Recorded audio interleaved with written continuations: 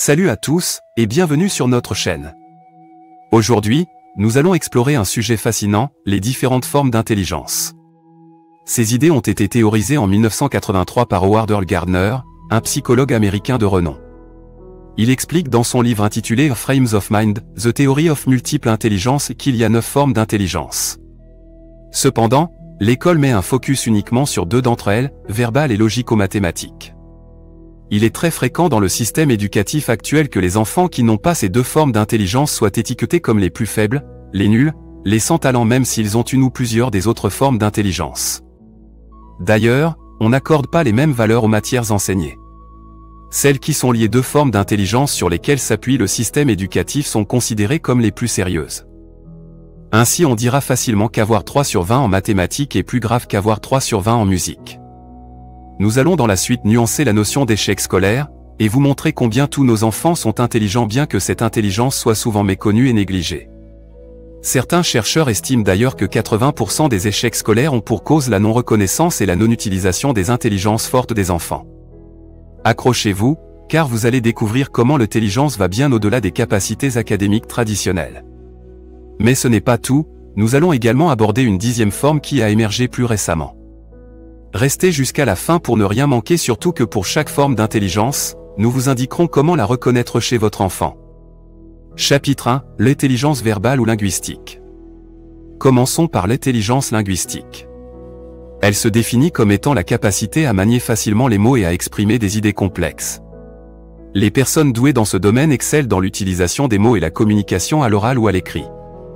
C'est le cas des écrivains, des politiques, des avocats, etc. Cette forme d'intelligence est la première la plus développée à l'école et mesurée à l'aide de tests de QI. Prenez J.K. Rowling, par exemple, qui a créé l'univers magique d'Harry Potter grâce à sa maîtrise du langage.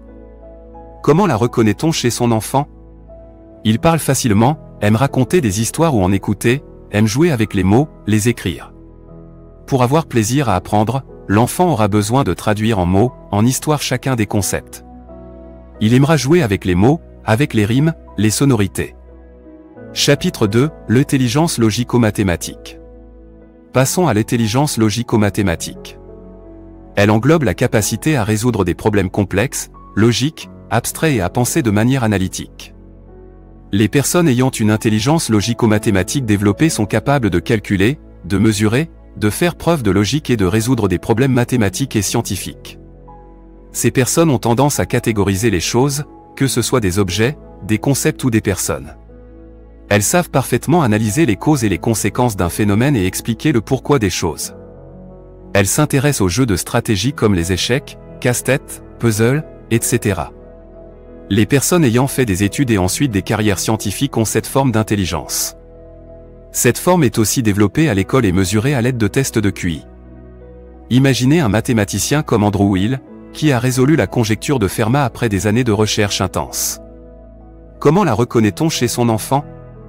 Il pose beaucoup de questions, essaie toujours de comprendre les raisons, aime expérimenter de manière logique, adore les casse-têtes, puzzles, jeux de déduction, etc. Pour avoir plaisir à apprendre, l'enfant aura besoin de comprendre la logique, de décortiquer les tenants et les aboutissants.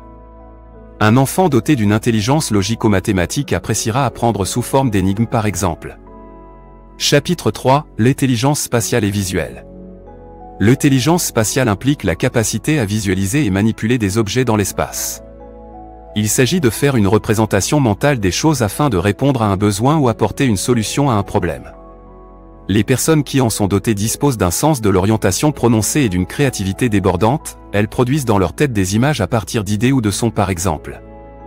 C'est généralement le cas des personnes exerçant dans le domaine artistique, géographes, architectes, dessinateurs de mode, les photographes, les caméramens, les architectes, les dessinateurs industriels, les pilotes d'hélicoptères, les chirurgiens, les dentistes, etc. Pensez à l'artiste M.C. Escher, dont les œuvres jouent avec la perspective et défient notre compréhension de la réalité. Comment la reconnaît-on chez son enfant? Il aime expliquer avec un dessin, est sensible aux couleurs et aux formes, aime arranger l'espace, a un bon sens de l'orientation, aime les puzzles. Pour avoir plaisir à apprendre, l'enfant aura besoin de visualiser. Soit dans sa tête, soit sur papier. Pour aider l'enfant à développer davantage ce potentiel. Rendez visuel et coloré tous ses cours. Utilisez et abusez de formes, les couleurs, les images. Faites-le dessiner des symboles ou des images qui représentent pour lui chacune des notions qu'il apprend. Travaillez en mind mapping avec lui. Construisez des modèles en 3D, dessinez des plans, regardez des vidéos avec lui. Chapitre 4, l'intelligence corporelle kinesthésique. Cette forme d'intelligence concerne le mouvement et la coordination physique. C'est la capacité à utiliser son corps avec dextérité, à faire des mouvements fins, précis et coordonnés. Ceux qui disposent de cette intelligence savent prévoir les conséquences de chacun de leurs gestes. Les sportifs de haut niveau ou les professions telles que les danseurs, les artisans, les chirurgiens, etc. utilisent cette forme d'intelligence. On peut citer par exemple Serena Williams, Novak Djokovic, Federer dont la maîtrise du tennis dépend fortement de la coordination corporelle. Comment la reconnaît-on chez son enfant? Il adore bouger, il est très habile, aime toucher et manipuler les objets. Il a une très bonne coordination des mouvements de son corps. Quand il parle, il communique avec ses mains. Pour avoir plaisir à apprendre, l'enfant aura besoin de bouger. Cela va être dur pour le parent, mais il ne pourra peut-être pas rester sur sa chaise. On peut le retrouver dans des positions aussi variées que stupéfiantes. Il aura besoin de toucher des objets, jouer avec son stylo pour aider l'enfant à développer davantage ce potentiel. Réalisez avec lui des expériences dans les activités où il se démarque clairement. Transformez ses leçons en spectacles de danse, de théâtre. Faites-le bouger par adaptation des concepts. Chapitre 5, l'intelligence musicale rythmique. Gardner a également identifié l'intelligence musicale rythmique. Elle se définit comme étant l'aptitude à penser en rythme et en mélodie. Les personnes ayant cette intelligence excellent dans la musique et le rythme. Elles sont capables de se souvenir des modèles musicaux, de les interpréter, d'en créer de nouveaux, d'identifier les notes, les instruments, etc. La famille de musiciens compte le plus grand nombre de personnes ayant développé cette intelligence. Regardez Beyoncé, qui captive son public avec sa voix puissante et son sens inné du rythme. Comment la reconnaît-on chez son enfant? Il aime beaucoup la musique et en écoute tout le temps. Pour lui, chanter est une activité qui lui procure beaucoup de plaisir. Il le fait spontanément et aime imiter ceux qui le font. Même lorsque la musique ne fait pas partie de son activité, il l'ajoute instinctivement. Par exemple, on peut l'entendre fredonner sa chanson préférée lorsqu'il joue seul ou fait une activité de son choix. Son oreille musicale lui permet avec aisance de reproduire les musiques qu'il entend dans la bonne gamme et parfois dans une autre gamme sans faire de fausses notes. Pour aider l'enfant à développer davantage ce potentiel, il faut vivre des expériences musicales avec l'enfant en l'encourageant à écouter, ressentir et expérimenter la musique. Organisez avec lui des activités musicales variées, simples ou complexes. L'emmener à des concerts de musique, l'inscrire aux activités d'ordre musical, apprentissage d'un instrument, etc. Mettre dans sa zone d'expression musicale des objets et des instruments de musique qu'il peut manipuler, écouter et exploiter régulièrement. Chapitre 6, l'intelligence intrapersonnelle. Passons à l'intelligence intrapersonnelle, où les individus ont une conscience profonde de leurs forces, de leurs limites, de leurs capacités de concentration, de leurs émotions, de leurs motivations et de leurs objectifs. Cette forme d'intelligence permet de se former une représentation de soi qui peut être utilisée pour mieux gérer sa vie. Ceux qui la développent sont parfois considérés par leur entourage comme introvertis ou égocentriques. Un exemple notable serait Mahatma Gandhi, dont la compréhension intime de ses propres convictions l'a guidé dans sa lutte pour l'indépendance de l'Inde. Comment la reconnaît-on chez son enfant? Il aime être seul, sait se motiver tout seul, sait se fixer des buts réalistes, connaît ses forces et ses faiblesses, est capable d'autodiscipline. Pour avoir plaisir à apprendre, l'enfant aura besoin d'être seul, avoir du temps pour s'organiser pour apprendre à son rythme. Il a besoin d'un espace personnel. Chapitre 7, l'intelligence interpersonnelle, quotient émotionnel. Cette forme d'intelligence implique la compréhension et la gestion des relations humaines grâce à la tolérance, l'empathie et le discernement. Elle permet de détecter les intentions d'autrui sans qu'elles soient exprimées clairement et ainsi de dénouer des conflits.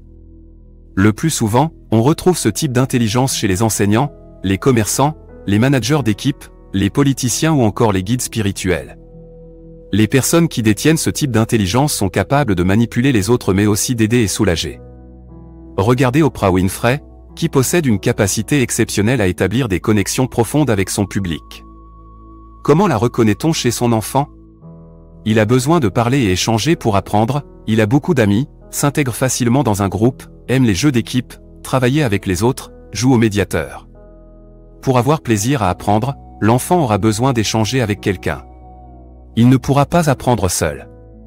Soyez son sparring partner, ou alors proposez-lui de s'enregistrer. Proposez-lui de travailler en équipe, de jouer le rôle du professeur. Chapitre 8, l'intelligence naturaliste écologique. L'intelligence naturaliste concerne la compréhension de l'environnement dans lequel l'homme évolue, des modèles naturels qui le composent et leur classification en grandes familles.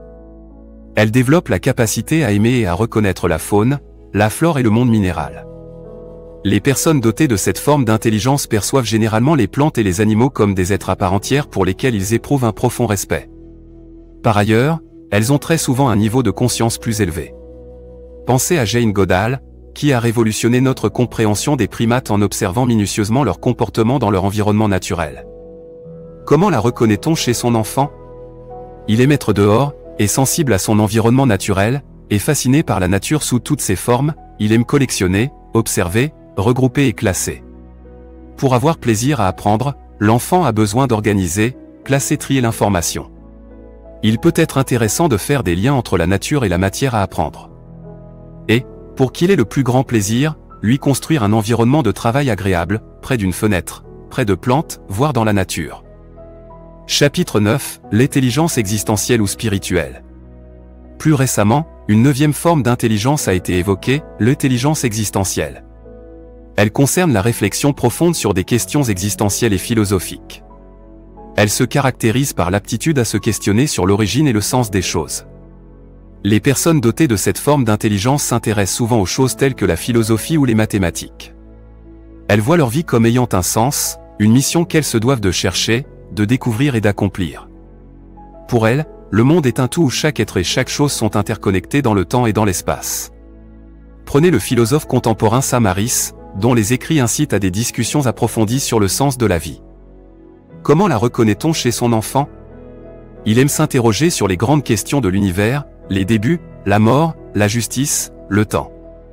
Toutes ces questions qui n'ont pas de réponse. Il adore les débats. Pour avoir plaisir à apprendre, l'enfant a besoin de réfléchir au sens de chaque chose et de pouvoir les questionner. Chapitre 10, l'intelligence financière. C'est l'aptitude à comprendre, à gérer et à faire de l'argent. Ceux qui sont dotés de cette forme d'intelligence n'ont pas une croyance limitative par rapport à l'argent et ont intégré dans leur vie et leurs affaires les notions d'investissement, d'actifs, de passifs, etc.